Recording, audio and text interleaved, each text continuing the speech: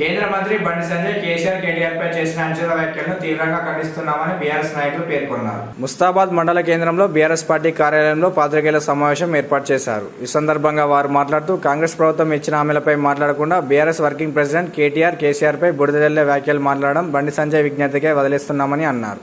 BRS ప్రభుత్వంలో Kaleshwaram project ద్వారా తెలంగాణ ప్రాంతాన్ని సస్యశ్యామలం చేస్తే కాంగ్రెస్ ప్రభుత్వం రైతులకు మల్లన్న సాగర్ ద్వారా నీటిని కొద్దిగా వదులుకుంటూ రైతుల పంట పొలాలు ఎండబెడుతున్నారని, దానిపై మాట్లాడకుండా కేటీఆర్ పై మాట్లాడడం ఏంటని ప్రశ్నించారు. రానున్న రోజుల్లో స్థానిక ఎన్నికల్లో బీజేపీ కాంగ్రెస్ పార్టీలకు ప్రజలు బుద్ధి చెప్తారని అన్నారు. ఈ కార్యక్రమంలో మాజీ జెడ్పీ కోఆప్షన్ సర్వర్ పాషా, కేటీఆర్ సేన రాష్ట్ర అధ్యక్షులు మొంగాని మనోహర్, కార్యదర్శి శీలం స్వామి, దొరల బాలయ్య, జహంగీర్ అన్వర్, పల్లె సత్యం, కంచం నరసింహులు, రాజు, బీఆర్ఎస్ నాయకులు పాల్గొన్నారు. ఎండిపోయి నెర్రలు వారుతూ ఉంటే ఈరోజు కేంద్రంలో ఉన్నటువంటి బీజేపీ నాయకత్వం కానీ, రాష్ట్రంలో ఉన్నటువంటి కాంగ్రెస్ నాయకత్వం కానీ, కాంగ్రెస్ నాయకత్వం అసమర్థ తీరును ప్రశ్నించకుండా ఎంతసేపు మళ్ళా మా కేటీఆర్ గురించి, కేసీఆర్ గురించి అనుచిత వ్యాఖ్యలు ఏదైతే చేసిండో దాన్ని తీవ్ర స్థాయిలో ఖండిస్తూ ఉన్నాం.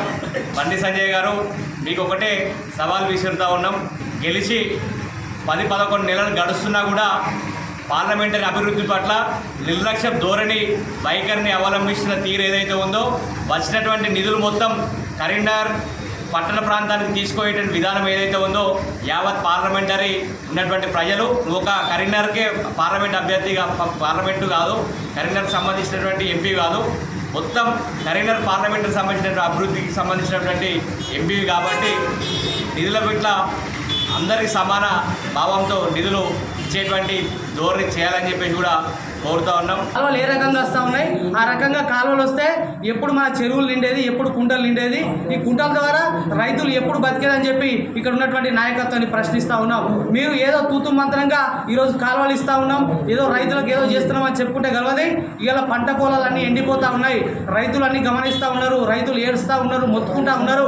పోండి మీరంటే మీ నాయకత్వం అంతా మండలాల్లో ఉండు కాదు, హైదరాబాద్లో మీటింగ్లు పెట్టుడు కాదు, ఈ కాన్స్టిట్యున్సీ నియోజక ఇన్ఛార్జ్ ఎవరైతే ఉన్నారో పోండి మల్లన్న సాగర్ దగ్గర కూర్చోరి, అక్కడ కూర్చొని నీళ్లు విడుదల చేయండి. మొన్న ఇక్కడ జరిగినటువంటి మీటింగ్లో మీ పార్టీకి సంబంధించిన నాయకత్వం కార్యకర్తలు అంటారు, మీ అధికారంలో ఉన్నప్పుడు మీ వాళ్ళు అక్కడికి వేరు, అక్కడ కూర్చున్నారు బీఆర్ఎస్ పార్టీ నాయకులు, అక్కడ తెలంగాణ పొద్దుదా కూర్చుని కూడా నీళ్లు తీసుకొచ్చారని చెప్పేసి మీ నాయకత్వమే అంటుంది.